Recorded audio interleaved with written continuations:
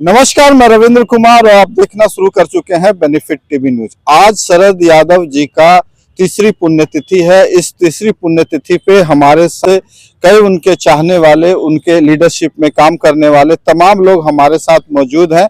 आज उनको पुण्यतिथि पे किस तरह याद करते हैं, आइए हम गजेंद्र मांझी जी से बात करेंगे कि शरद यादव की पुण्यतिथि पर किस तरह याद करते हैं।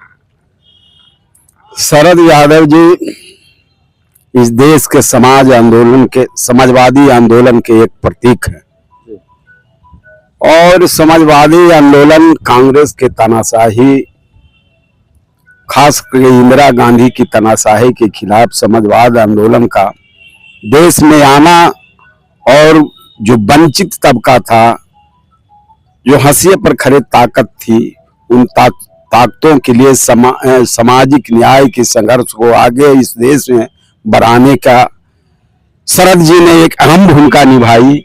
इसलिए वो समाजवादी विचारधारा के पुण्यतिथि का आज दिवस है और लोग याद कर रहे हैं। मित्रों से यह मैंने कहना चाहते हैं कि समाजवाद की धारा 90 के बाद जिस प्रकार से देश में प्रफुल्लित हुआ और अभी जो दौड़ है समाजवादियों की मरणासन की, वो कहीं न कहीं कोई न कोई विचारधारा में क्षरण जो हुआ है, कोई न कोई जिम्मेदार है। तो हम जो अपनी भाषा में जो समझते हैं कि जिस समाजवाद को लेकर के यादव जैसे चरम सीमा पर इस देश के वंचितों के सामाजिक न्याय के लिए जिस आंदोलन को उन्होंने खड़ा किया, लेकिन मैं उसी रूप में भी देखता हूं हर आदमी का दो पक्ष होता है कि धीरे धीरे यह समाजवाद आंदोलन चाहे जिस किसी रूप में हो, ये फासिस्ट आंदोलन के बढ़ने का अवसर दिया। जॉर्ज फर्नांडिस और शरद यादव जैसे लोग एनडीए के संयोजक बने, शरद जी भी एनडीए के संयोजक बने और नीतीश कुमार जैसे लोगों को राजनीति में पैदा किए, उसके हाथों में सत्ता सौंपे, जो आज फासिस्ट सरकार के रूप में बिहार में स्थापित है। आज बुलडोजर राज कायम करके मानव और मानवता को तार कर रही है सरकार, उसकी अहम भूमिका नीतीश कुमार को भी है। तो समाजवाद को फासिज्म में बदलना यह बहुत दुखद घड़ी है, दुखद समय है। मैं यही कामना करूंगा कि वह समाजवाद आंदोलन जिंदा रहे और नीचे जो तबका, जो वंचित समाज है, जिसके साथ अभी तक सामाजिक न्याय हुआ है, नहीं हो पाया है, उनके सामाजिक न्याय के लिए आगे और संघर्ष की जरूरत है। लेकिन हम उस समाजवाद के आंदोलन के रूप में आज बिहार में कोई नेता के रूप में मैं नहीं देख रहा हूं। मैं नीतीश कुमार के समाजवाद आंदोलन के नेता नहीं कह सकता हूं। जो ब्राह्मणवाद और फासिज्म के धारा के साथ हो, वह समाजवादी आंदोलन, समाजवादी नेता कभी नहीं कहे जा सकते हैं।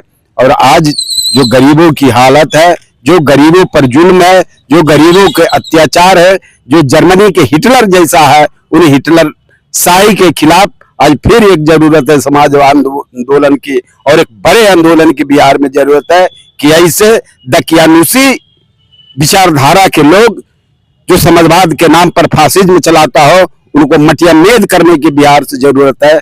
मैं इसी रूप में, इसी प्रतीक के रूप में शरद यादव को नमस्कार करता हूं, नमन करता हूं।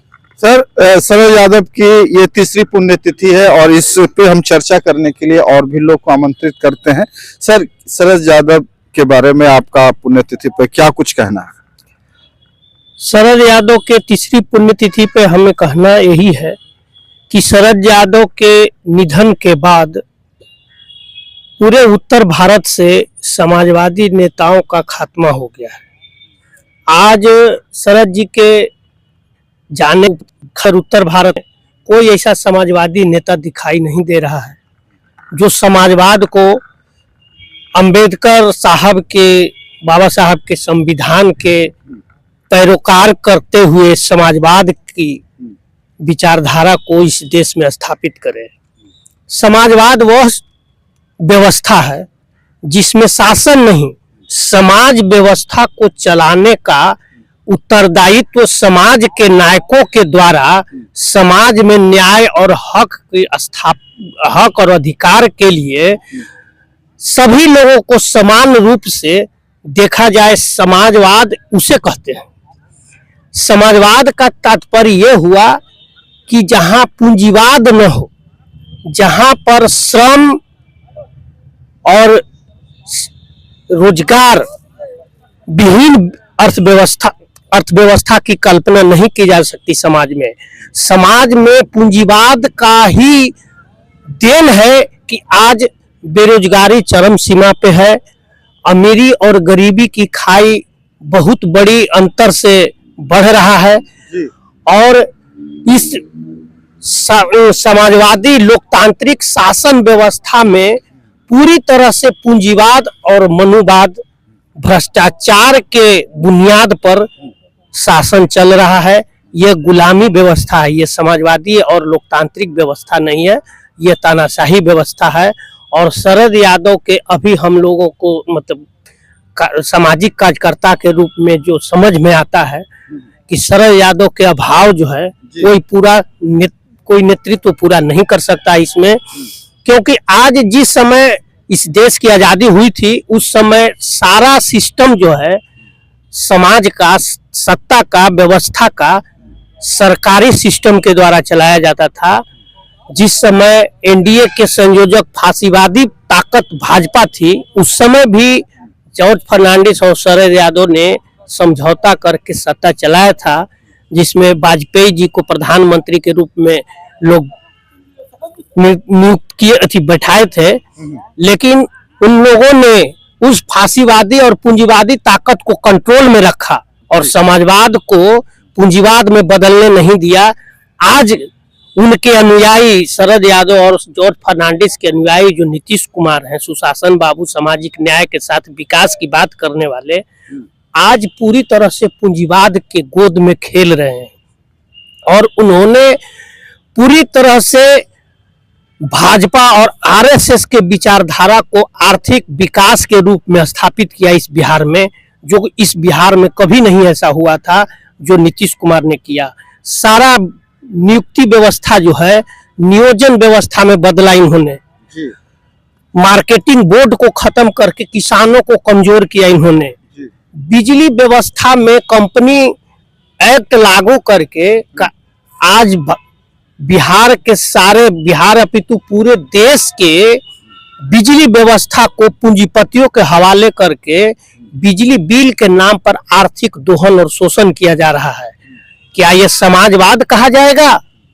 आज एक डिस्कॉम कंपनी पूरे देश की बिजली वितरण व्यवस्था को संचालित कर रहा है और एक कानून एक देश के तहत हर एक प्रांत में अलग अलग बिजली टैरिफ क्यों है? और देश के और बिहार के बजट में जो बिजली सब्सिडी के रूप में डिस्कॉम कंपनी को दिया जा रहा है, वो बिहार के देश के जनता के खून पसीने की गाढ़ी कमाई को एक भ्रष्टाचार सिस्टम, सब्सिडी व्यवस्था को खड़ा करके ये समाज चलाया जा रहा है पूंजीवादी व्यवस्था के तौर पर। तो हम यही कहना चाहेंगे कि जॉर्ज फर्नांडिस, शरद यादव और मधुली में डॉक्टर लोहिया, बाबा साहब के समाजवाद को आज इन लोगों ने फांसीवादी ताकतों के और पूंजीवादी ताकतों के हवाले गुलामी में बंधक रख दिया है। यही हम कहना चाहेंगे और शरद यादव को नमन करते हुए, समाजवाद को नमन करते हुए, जय हिंद, जय भारत। जी, आज शरद यादव जी का तीसरा पुण्यतिथि है और इस पे हम कुछ लोग और से बात करेंगे। सर, आप बोलना चाहेंगे? सर बोलिए, क्या कुछ कहना चाहिए? शरद बाबू जैसा समाजवादी नेता और वंचितों का अधिकारों के लिए लड़ने वाला आज कोई नहीं दिखते हैं। उन्होंने मंडल कमीशन को लागू करवाए, समता मूलक समाज का निर्माण करवाए। आज जो उन्होंने गरीबों वंचितों के लिए किए, आज के आज देखने को नहीं मिलता है, इसलिए उनको हम सादर नमन करता हूं कि वैसे महान हस्ती हमारे बीच से नहीं हैं, जुदा हैं। उनको नमन चलिए, करता बहुत हूं। बहुत धन्यवाद। हमारे साथ रामानुज जी है। रामानुज जी, आज बताइए, शरद यादव जी का तीसरा पुण्यतिथि है और आप लोग उसमें शरीक भी हुए थे। शरद यादव जी के लिए 2 शब्द बताइए, क्या कुछ कहना चाहिए? देखिए, भारत में देश आजादी के बाद का और एक तरफ से कहिए कि समाजवाद के उदय होने से SC/ST का नुकसान हुआ जी। और 1989 में समाजवादियों ने कांग्रेस को सत्ता से हटाकर और जनता दल का जो सरकार बना, उसमें SC/ST समाज को वहीं से आरक्षण को धज्जियां उड़ना शुरू हुआ। इसमें कई समाजवादी, चाहे जॉर्ज फर्नांडिस हो, शरद जी हो, रामविलास पासवान जी हो, मुलायम सिंह हो, समाज को कहीं न कहीं मनुवादी और फासिस्ट के हाथों में कहिए, एक रूप से कहिए कि उनके हाथों में बेच दिया गया है। और उसका परिणाम आज है कि आज पूरे भारत में गरीबों के घर पर बुलडोजर चलाया जा रहा। कैसे समाजवादियों का विरासत है, तो हम यही कहेंगे कि उनकी आत्मा के शांति के लिए हम लोगों ने आज उनके पुण्यतिथि मनाए और कहते हैं समाजवादियों की सावधानी हो जाइए, आज हम लोग पर बुलडोजर चल रहा है, आने वाला समय आप लोगों पर भी बुलडोजर चलेगा। यही कह के जय भारत, जय भीम। बहुत बहुत धन्यवाद। ये थे हमारे साथ रामानुज जी और तमाम लोगों से हमने बातचीत की। बातचीत में ये निष्कर्ष निकला कि जिस तरह से शरद यादव जी का समाजवाद था, वाकई अभी अभी देखने को नहीं मिल रहा है। शरद यादव जी गरीब तबकों के लिए और तमाम उन वंचितों समाज के लिए लड़े और समाजवाद की बुनियाद रखी। वो समाजवाद आज कहीं देखने को नहीं मिलता है, बल्कि उनके नीति और उनके निर्देशक को पूरा तरह से इग्नोर कर दिया गया है। बाकी राजनीतिक में जो हो रहा आपसे छिपा हुआ नहीं है। वीडियो कैसा लगा जरूर कमेंट करके बताएं और ज्यादा से ज्यादा वीडियो को शेयर करें। बहुत बहुत धन्यवाद सभी साथियों जो हमसे जुड़े, हमसे बातचीत करें, इनका भी बहुत बहुत